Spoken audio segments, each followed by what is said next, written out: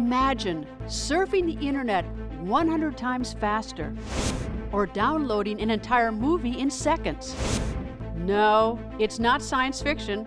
It's called 5G, the fifth generation for mobile and computing networks. But like every new technology, the race is on. Who will build the next information superhighway? Will it be the Chinese tech company Huawei or a US tech giant? We will hear from reporters, tech companies, about what is really at stake in the race to 5G. Hello, welcome to Plugged In. I'm Greta Van Susteren. Experts say 5G, short for fifth generation wireless technology, is on the verge of revolutionizing our world. And it may be the key to a smarter, more efficient, more connected world.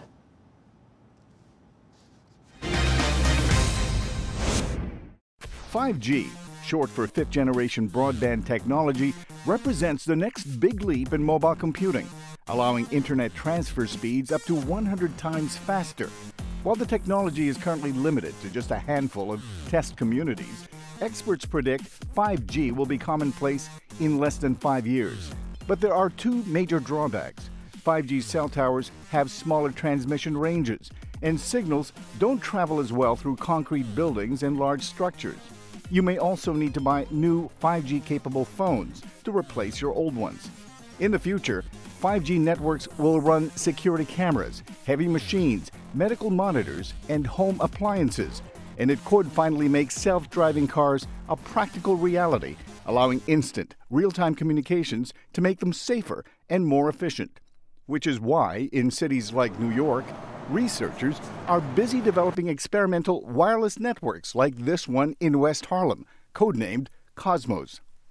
The idea is that researchers from industry and from academia can log in remotely and run their experiments on the testbed. So if they have ideas that are not included in 5G or will become relevant in 6G or whatever G, they can test them on the testbeds. What makes Cosmos unique is its real-life urban setting, transforming this Upper Manhattan neighborhood into a high-tech outdoor lab. One of the challenges that faces 5G now is that it's being rolled out before we know what all the use cases are. Cosmos gives us an opportunity to start to develop those use cases to further drive the value of 5G and to know that those use cases are going to solve problems for all New Yorkers. To develop new applications for 5G, the team behind Cosmos have created a curriculum designed for the first beneficiaries of an ultra-fast network, local students and teachers. So that a high school kid could also come up with an idea for a radio or other type of application that could run within the testbed. So you could literally have IBM and a high school student running on the same platform. That's access and exposure that's never been done before. It's unprecedented. All of a sudden you have teachers who can understand waveform and signal propagation and are seeing how it helps them be better math teachers and science teachers. While fully functioning commercial networks are still a few years away, communities like this one are already testing the boundless possibilities of 5G, studying its impact on the global economy, on industry, and on the next generation of innovators. VOA technology correspondent Tina Trin contributed to our report and joins us from New York. Nice to see you, and I understand the pleasure of being able to download a movie quickly. But tell me, how could this change my life, your life, or anyone else's life? Well, when we talk about 5G, Greta, we're really talking about speed. And speed pertains to everything that's connected to our cellular networks. And really, when you think about it, that's a lot of stuff.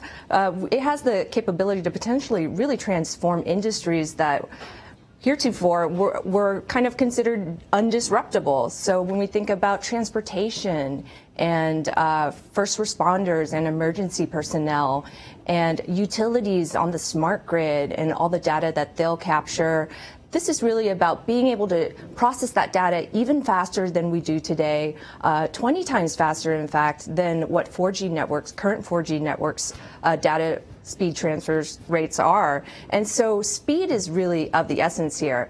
But the one caveat will be, how soon can we actually experience this? Because the rollout is happening slowly but surely. It's definitely not going to happen overnight. It's going to be a few years before we can really take advantage of the full potential of 5G.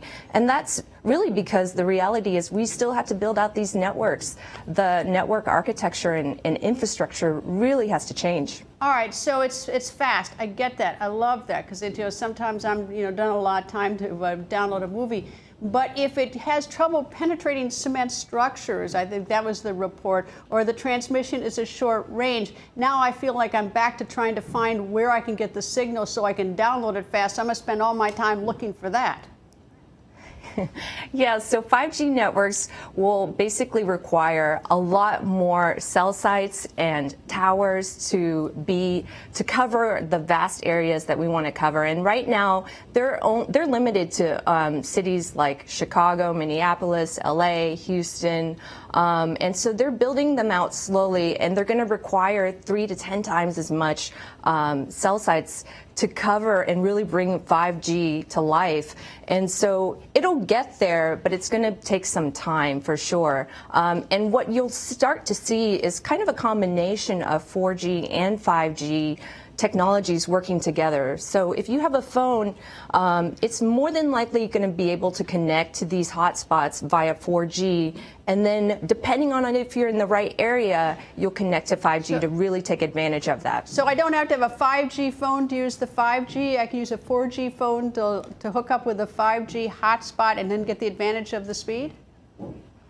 Yeah, for now, I would hold off on buying any 5G phones, mainly because the sticker shock will really be big, and we're talking about $1,200, $1,300 for some of these phones that are being rolled out. They're only taking advantage of 5G on a limited scale at this point, so you can kind of like sit back and wait, I would say. Well, if I think of the rural areas, if they've got to have all these towers, a lot of people don't like the sight of these towers. If you've got to have more towers with the 5G, they may prefer the 4G with the fewer towers if there's a shorter range. Yeah, and honestly, 4G is still quite capable. I mean, we've reached full 4G standards at this point, and it takes care of a lot of our connectivity needs. But you can, I'm pretty sure you've been in a place where you have maybe 1 bar of service left on your phone, and that can be pretty frustrating, And so that's 5G, right here. That's right here on this set. I've already been frustrated before the show started.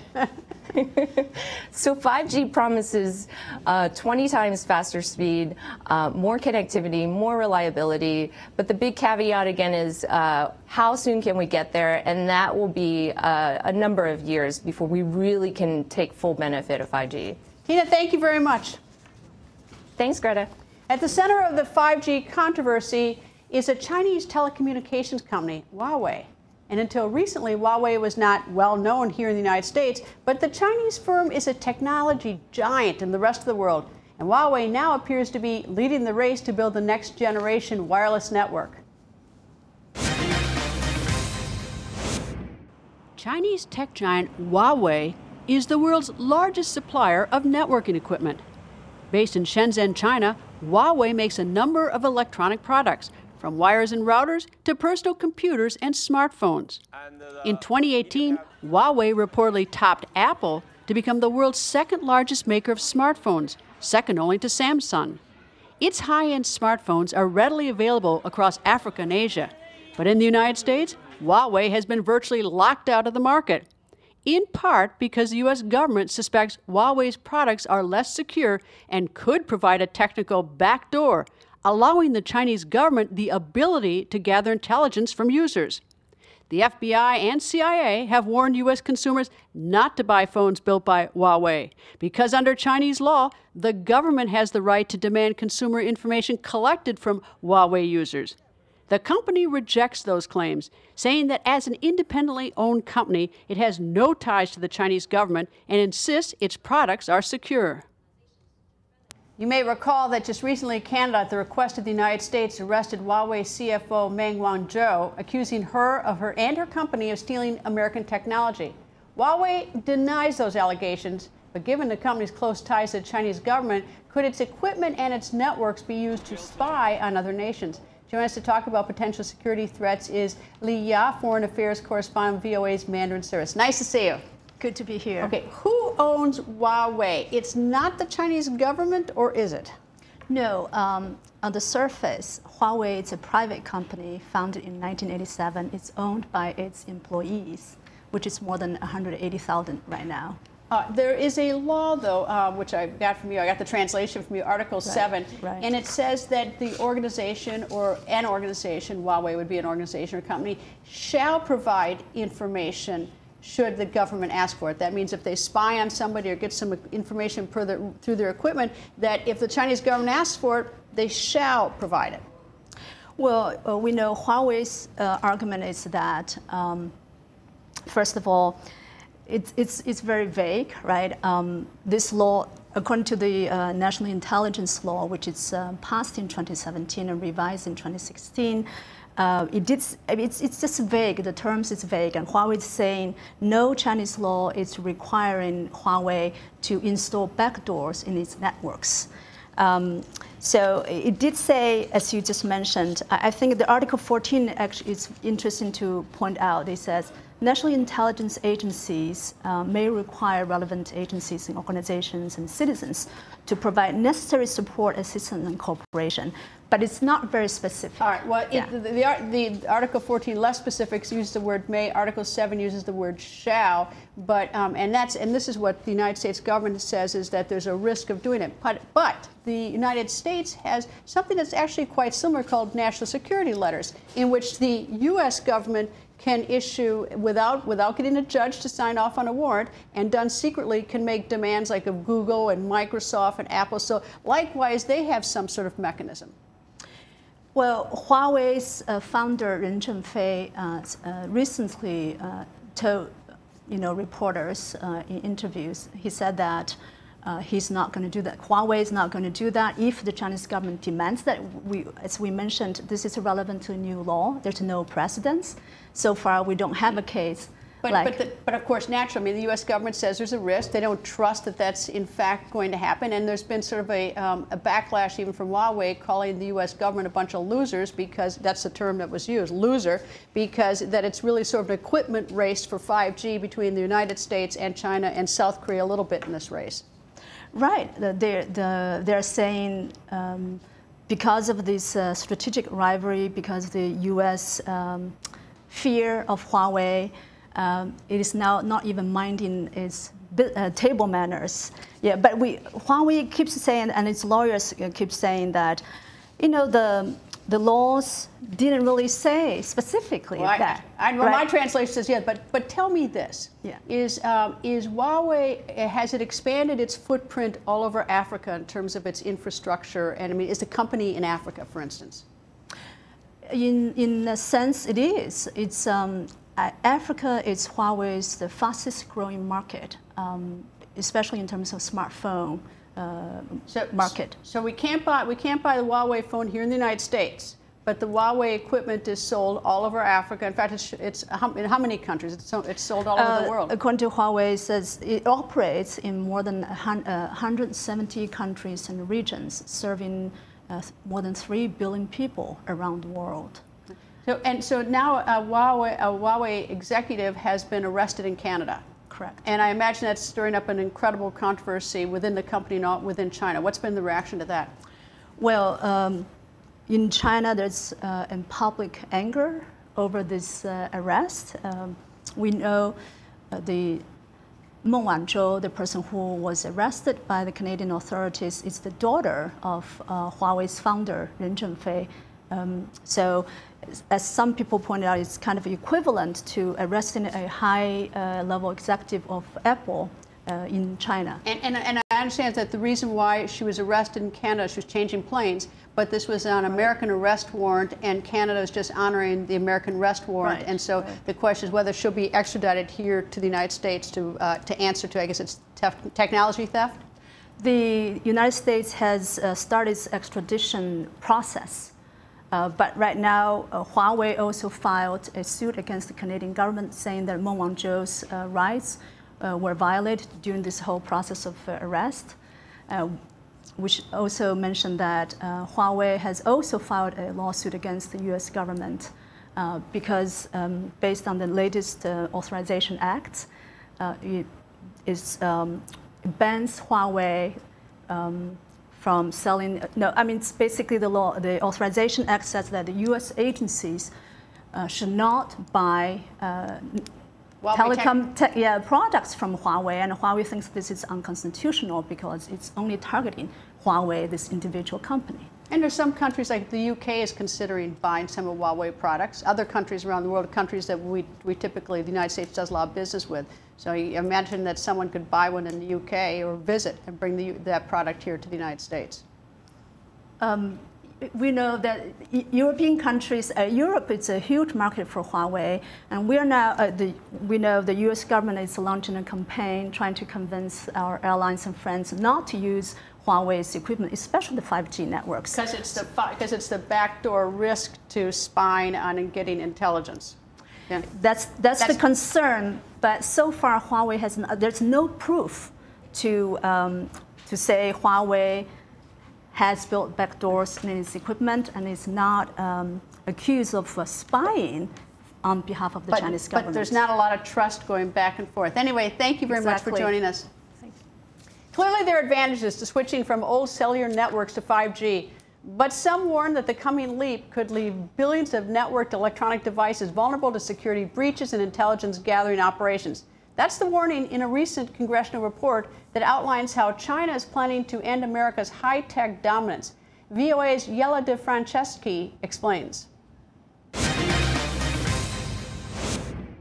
The coming 5G networks will bring billions of new devices online, changing the way we work and live. It brings lightning speed to support advanced technologies and promises millions of new jobs. China intends to win the 5G race. The Made in China 2025 plan presented at the 19th Party Congress last year clearly states the end goal is not just to achieve technology leadership, but to eventually govern it. We also have a very serious competitor who is pressing ahead in this direction in ways that the U.S. is bound to respond to. The issue of 5G technology plays into the larger picture of the U.S.'s national security, American economic security, and also to our stance of alliances around the world. To date, at least 61 countries have an agreement or have announced testing of gear made by Chinese IT giant Huawei. The growing number of countries opting for Huawei is tied to China's comprehensive bargain deals, say industry leaders. The Chinese government, to make a long story short, is prepared to subsidize the cost of equipment to an unprecedented degree. China's advance is raising Washington's concerns about the use of Huawei equipment in countries that host U.S. military bases such as Germany, Italy, and Japan. Huawei is known to have ties to China's military and intelligence agencies. Our armed services, who will look forward to being able to use 5G networks in Asia, in Europe, in the Middle East, to know that they'll be sharing that information across those 5G networks that are wired by Chinese companies, specifically by Huawei, is not going to make them feel very comfortable. But veteran policy advisor Karl Rove says China is not infallible. They got a reputation for shoddy equipment and shoddy deployment. The debt dependency instances in Africa and Asia are causing some people to have doubts about whether or not they want to be further dependent upon the Chinese. Greta Van Susteren, VOA News, Washington. Huawei, which now serves 45 of the 50 biggest global phone companies, has signed contracts with 30 carriers to test the new technology and has shipped more than 40,000 5G base stations across Europe, Asia, and the Middle East. That's a lot of forward movement by China in the race to 5G. Here to discuss how the United States positions itself in that race is Jonathan Spalter. He is the president CEO at U.S. Telecom, a trade association that represents the nation's telecommunications industry. And he has more than 20 years of experience in the industry and was a former director at the National Security Council. And full disclosure, he was also former chief information officer and associate director at the United States Information Agency, the agency once tasked with overseeing Voice of America. Nice to see you. It's great to be here. Okay, so who's winning this 5G race? Is it China or the United States? And should one country fear the other? Well, first of all, I think it's consumers that are winning the 5G race, because ultimately the deployment of 5G is going to have life-changing benefits for consumers everywhere here in the United States. I think it's really important, though, to sort of level set. The United States is deploying commercially now 5G. We're doing it in cities across the country. We're expecting a ramp up and a scaling of that technology over the next few years. And if you just look at the analysis of where the United States is versus the rest of the world, we are in fact in a dead heat for moving forward really aggressively. And the two reasons why: one is because we're investing mightily in our networks, not just on the wireless side, but also in the undergirding technologies, which is wired technology. And the second, we've got great policies that are allowing for more flexible, lighter touch regulatory approaches to incentivize that investment. All right, the U.S. has been critical of Huawei, saying that that it's going to have to cooperate with the Chinese government pursuant to law if the Chinese government wants to go backdoor, get some intelligence gathering that Huawei. And I brought up these national security letters that the U.S. has, in which the FBI can get information from these companies without going to a judge and getting a warrant, for instance. Are these essentially the same complaints about each other? Oh, I think it's really apples and oranges. Look, if you're comparing how the Chinese government commands and controls its telecommunications networks versus what we do here, which is about fierce competition, light touch regulation. But what about getting information? It seems like the honor system. If the Americans don't know what is being obtained because the FBI doesn't have to tell them and can do it without a warrant, I mean, isn't that a lot like the Chinese law? I think it's a complete night and day comparison. Really? Why? Well, because we have judicial processes that are actually embedded in statute. We have very clear approaches here in the United States that make sure that the integrity of privacy of our customers are forefront on our minds. And correct me if I'm wrong. Does the FBI, when they do this, and we're going on, I guess I'm taking down the weeds, but does the FBI have to go to a judge to get this information, or can it go straight to a company? It has to get judicial authorization in order to be able to acquire those types of information. And also, our companies, our broadband providers in the United States, are very vigilant about ensuring that the integrity and the privacy of their customers' data information are intact. I mean, that's the bedrock of how we actually do business in this country. I'm going to have to research it more, because my research so far says they can do it in secret, but I took us down the weeds. Okay, is the U.S. developing 5G in Africa? The U.S. is developing 5G in the United States. Our companies, we have four major companies, hundreds of other companies that are on a race to deploy 5G. We have... How about Africa? Well, right now our focus is in developing the United States market. There are a lot of components that go into actually being a 5G network. It's not just the hardware of companies like Huawei and ZTE and others provide. It's the coding inputs, it's chips, it's the way that you actually design and develop the technology that's embedded in the actual 5G network itself. Our purpose here is to scale our networks here in the United States rapidly and achievably, so that when all of the innovations and all of the incredible use cases can come online, it will be the United States network that will be the beacon for how all the rest of the company actually thinks about what use cases are possible. Give me some samples of how it's going to change my life. I like the downloads fast, but I mean, tell me, like, is it going to have something to do with cars, self-driving cars, is it going to in the healthcare industry? Tell me how this is going to change my life. It really isn't just about your cell phone and the incredible speeds, right? People watching this think like, well, I got 4G, that's pretty fast. Do I need 5G? In a world where you have not only ubiquitous availability, but sensors that are about 1 million wireless sensors in a square kilometer, we're going to be able to enable the industrial Internet of Things. It'll allow for autonomous vehicles. We'll have robotic surgery. We'll be able to have connected health, distance learning. The use cases are incredible and endless, and But is that only speed, or is that? I mean, it's like, and I like speed, but I like the fact that if you're doing robotic surgery, I think if you have to move quickly in robotic surgery, I'd like it to be as fast as it possibly can. But is it just speed? And I shouldn't say just as though speed is insignificant, but well, speed is a very critical component of the evolution that we're making towards 5G and beyond 5G. But what's also hugely important is that the instantaneous nature of the networks. The word is called latency, that when I actually send a signal, it's going to be able to be received by a small wireless sensor or a human being almost instantaneously in nanoseconds. And when you actually reduce that latency to almost nothing, incredible innovation is possible. You know, it seems to me it's a little bit like the electric car. Like you have a gasoline engine, you hit the accelerator down, and it's got to go through a lot of gears and it's a lot slower. If you have an electric car, it's like turning on a fan. You just take off. I mean, so this would just take off. Is that is that a good analogy in some ways? It is a good analogy. There's no delay. There's almost no delay. It's literally measured in nanoseconds in a 5G standard, which means that when a car is about to hit potentially something and sees it, it will be able to instantly manipulate the device in order to be able to be safe. And now you can extend that across all kinds of use cases that we're just beginning to imagine. 5G, think of it as a canvas upon which innovators are going to be able to paint all kinds of interesting new applications and services and technologies and use cases. Get dizzy. But the good news is for consumers, it's not just all these kinds of new great things that we're going to be able to use, but also it's going to create enormous economic productivity.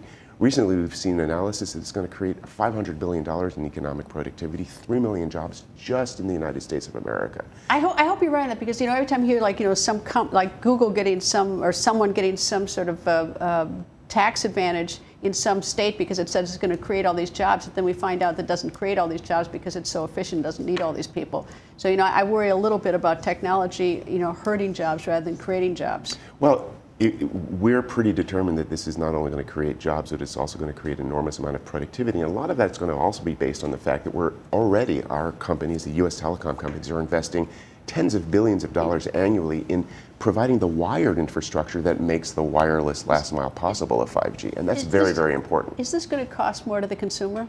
Probably. I don't think so. I think that at the end of the day, when we have almost ubiquitous networks that are going to be incredibly dense, enormously scalable, and secure, with an incredible amount of competition to achieve the types of use cases that we want to see, there's going to be scalability, and with scalability there's going to be economies of scale, and with economies of scale there's going to be actually lower prices. Two questions. One is, how fast do you think before most of the United States has 5G, and how fast, for instance, would you expect most of Africa to have 5G from now? So we're all looking at the next 5 years where we're going to see fully deployed networks. In the United States, we think by 2023, fully half of our mobile devices are going to be 5G enabled. And we're going to see also, not just again our devices, but our wireless sensors, the Internet of Things, begin to take off and do incredible things. Other parts of the world, like Africa, can you give a prediction? Maybe you can't give a prediction. Potentially could be slower. It's hard to know exactly, because a lot of it really depends, as I said before, on the willingness to invest mightily and massively in the underlying network infrastructure, which we're doing here in the United States. And that gives us a competitive advantage. Well, I love technology, so this will be fun to watch. Anyway, thank you very much. It's great to be here. Before we go, I want to tell you about another case of alleged persecution of journalists, this time by the government of the Philippines. Authorities in the Philippines recently issued arrest warrants for Maria Ressa. Now, she's the founder of the Filipino news website Rappler and 6 of its executives. The journalists were charged with violating the country's anti-dummy law, which states that all local media must be 100% Filipino-owned, and the charges stem from accusations by the Filipino government that Rappler received funds from the Omidyar network, which was created by eBay founder and American businessman Pierre Omidyar to promote open societies. Rappler denies that foreign investment in its company conveys ownership, and a representative from the Committee to Protect Journalists stated this about the Philippine government. It is clear that the government is manipulating the law to muzzle and intimidate one of its most credible media critics. According to reports, all of those charged have posted bail, except for Ressa, who was traveling abroad when the arrests were made, and the Filipino court has set an arraignment date, and we here at Plugged In will be watching closely for updates. That's all the time we have for today. Stay plugged in by liking us on Facebook at Voice America, and you can also like my Facebook page at facebook.com/Greta, and do follow me on Twitter at Greta. Thanks for being plugged in.